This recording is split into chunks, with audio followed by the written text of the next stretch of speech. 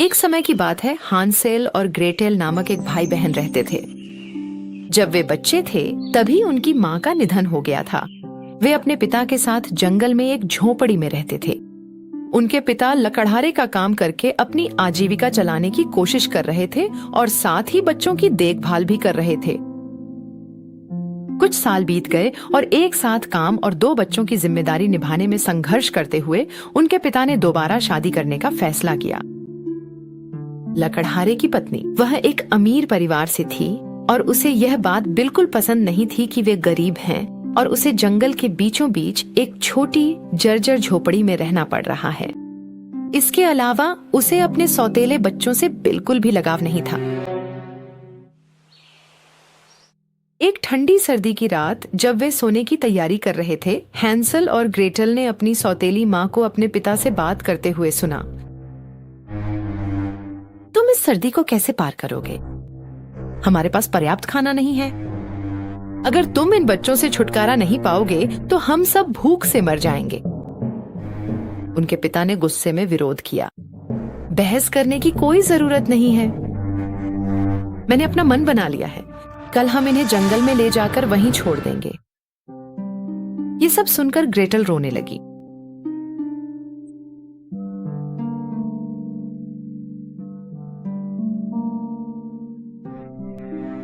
उसका भाई हैंसल ने उसे दिलासा दिया, कृपया चिंता मत करो ग्रेटल, किसी तरह हम अपना रास्ता घर वापस ढूंढ लेंगे।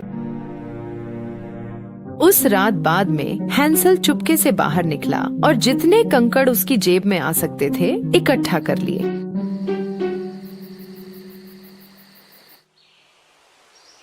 सुबह होते ही वे सब जंगल की ओर चल पड़े। उनके पिता ने उन्हें बताया कि वे परिवार के साथ सैर पर जा रहे हैं। चलते समय बिना किसी को पता चले हैंसल ने रास्ता चिन्हित करने के लिए कंकड़ गिरा दिए।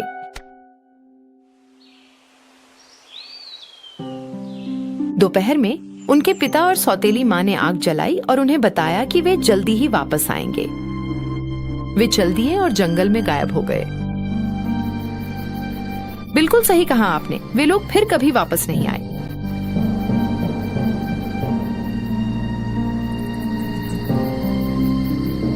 जब रात हुई तो जंगल के सभी जंगली जानवरों की डरावनी आवाजें उनके चारों ओर गूंजने लगीं। भेड़ियों की डरावनी आवाजों से कांपते हुए हैंसल और ग्रेटल चांद निकलने तक आग के पास से नहीं हटे। फिर वे चांदनी में चमकते कंकड़ों का पीछा करते हुए घर की ओर चल पड़े। बहुत अच्छा किया हैंसल, ये बहुत ही समझदारी का काम था तुम्हारा। जब बच्चे घर वापस आए तो उनके पिता बहुत खुश और हैरान दोनों थे। उनकी सौतेली माँ ने भी ऐसा दिखाया जैसे वह खुश है, लेकिन अंदर से उसका फैसला अब भी वही था। वह बहुत नाराज थी कि वे वापस आ गए। 3 दिन बाद सौतेली माँ ने फिर से उन्हें छुटकारा पाने की कोशिश की। इस बार रात को उसने हैंसल और ग्रेटेल के कमरे का दरवाजा बंद कर दिया और हैंसल को फिर से कंकड़ इकट्ठा करने की इजाजत नहीं दी। लेकिन हैंसल बहुत होशियार लड़का था। जब वे सुबह जंगल की ओर जा रहे थे, इस बार उसने पिछली रात अपनी जेब में रखी ब्रेड के टुकड़े गिराने शुरू कर दिए और फिर से घर वापस जाने का रास्ता बना दिया। दोपहर के आसपास उनके पिता और सौतेली माँ ने कोई बहाना बनाया और उन्हें फिर से जंगल में अकेला छोड़कर चले गए। यह महसूस करते हुए कि वे वापस नहीं आ रहे हैं, हैंसल और ग्रेटेल अंधेरा होने से पहले घर लौटना चाहते थे। लेकिन इस बार वे अपना छोड़ा हुआ रास्ता नहीं ढूंढ पाए क्योंकि सारी ब्रेड के टुकड़े पक्षियों ने खा लिए थे। ग्रेटेल रोने लगी। पहली बार हैंसल को भी निराशा महसूस हुई। इस बार बच्चे सच में रास्ता भटक गए थे।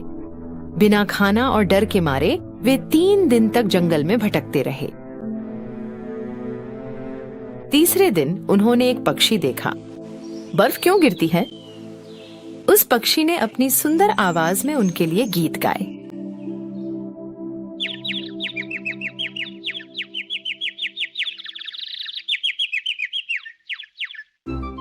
वे एक पल के लिए अपनी भूख भूल गए और पक्षी का पीछा करने लगे। पक्षी उन्हें एक अजीब दिखने वाले घर के सामने ले आया। इस घर की दीवारें ब्रेड की बनी थीं, छत केक की थी और खिड़कियां टॉफी की और चारों ओर रंग बिरंगी क्रीम से ढकी हुई थीं। हैंसल और ग्रेटेल अपनी आंखों पर विश्वास नहीं कर पा रहे थे। वह घर बेहद स्वादिष्ट लग रहा था। बच्चे अपनी सारी थकान भूल गए और घर की ओर दौड़ पड़े। जैसे ही दोनों घर से एक कौर लेने वाले थे, उन्होंने अंदर से एक आवाज सुनी।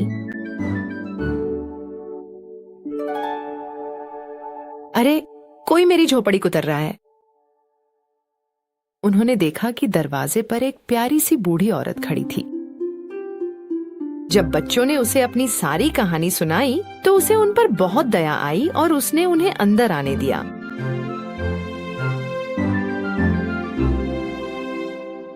घर के अंदर का माहौल बाहर से बिल्कुल अलग था। वहां अंधेरा था, डरावना था और कुछ ठीक नहीं लग रहा था। लेकिन क्योंकि वे बहुत थके और भूखे थे, बच्चों ने ज्यादा परवाह नहीं की। बूढ़ी औरत उनके लिए तरह तरह के खाने और मिठाइयां लाई और बच्चों ने ऐसे व्यंजन खाए जो उन्होंने पहले कभी नहीं खाए थे। उस रात वे सबसे नरम बिस्तर पर सोए जो उन्होंने कभी देखा था। जब वे सुबह उठे तो बूढ़ी औरत वहां नहीं थी।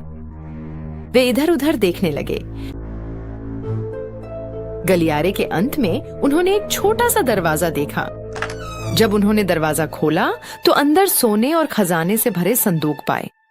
वे बहुत हैरान रह गए। जाहिर है हैंसल अंदर जाकर और करीब से देखना चाहता था। ठीक उसी समय उन्होंने फिर से उसकी आवाज सुनी। और तुम लोग क्या कर रहे हो, बताओ? जब वे मुड़े तो बच्चे खुद को चुड़ैल के सामने खड़ा पाए जो ठीक उनके सामने थी। जाहिर है वह बूढ़ी औरत एक चुड़ैल थी जो बच्चों को केक और मिठाइयों से ढके घर के साथ एक काल कोठरी में ले जा रही थी। बच्चों ने भागने की कोशिश की लेकिन दरवाजा बंद था। चुड़ैल ने हैंसल के बाल पकड़कर उसे एक पिंजरे में बंद कर दिया। फिर उसने ग्रेटल को रसोई में घसीट लिया।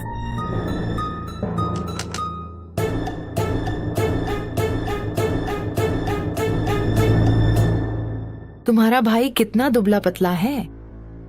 इसके लिए कुछ खाना बनाओ और इसे मोटा करो। जब यह अच्छे से तंदुरुस्त हो जाएगा तो मेरे लिए एक स्वादिष्ट भोजन बनेगा। लेकिन तुम हिम्मत मत करना कुछ भी खाने की। सारा खाना सिर्फ उसी के लिए है। कोई चारा न होने पर ग्रेटल ने वही किया जो चुड़ैल ने कहा था। सौभाग्य से हैंसल एक चालाक और समझदार लड़का था। उसने दुष्ट दिल वाली चुड़ैल को धोखा देने का फैसला किया। हर रात जब चुड़ैल सो जाती थी, वह पिंजरे की जमीन में एक गड्ढा खोद रहा था। चुड़ैल हर सुबह हैंसल की जांच करती थी कि वह मोटा हुआ या नहीं। लेकिन हैंसल अपनी बहन के बनाए खाने में से कुछ भी नहीं खा रहा था। इसके बजाय वह उन चीजों को उस गड्ढे में दबा रहा था जो उसने खोदा था। इसी बीच चुड़ैल ग्रेटल से और खाना पकाने को कह रही थी। यह कई दिनों तक चलता रहा, जब तक कि आखिरकार चुड़ैल का सब्र जवाब नहीं दे गया। पतला है, अब मुझे कोई फर्क नहीं पड़ता। आज मैं हैंसल की पाई बनाऊंगी। वह ग्रेटल की ओर मुड़ी। ओवन में देखो कि आटा ठीक से पक गया है या नहीं। हालांकि वह डरी हुई थी, ग्रेटल भी अपने भाई की तरह समझदार लड़की थी। उसे समझ आ गया कि चुड़ैल उसे ओवन में धकेलने वाली है। मैं अपना सिर अंदर डालकर आटा नहीं देख सकती, ग्रेटल ने रोते हुए कहा। तो चुड़ैल ने उसे एक तरफ धकेला और खुद अपना सिर अंदर डाल दिया। ग्रेटल ने अपनी सारी ताकत जुटाई और बूढ़ी चुड़ैल को ओवन में धकेलकर ओवन का दरवाजा बंद कर दिया।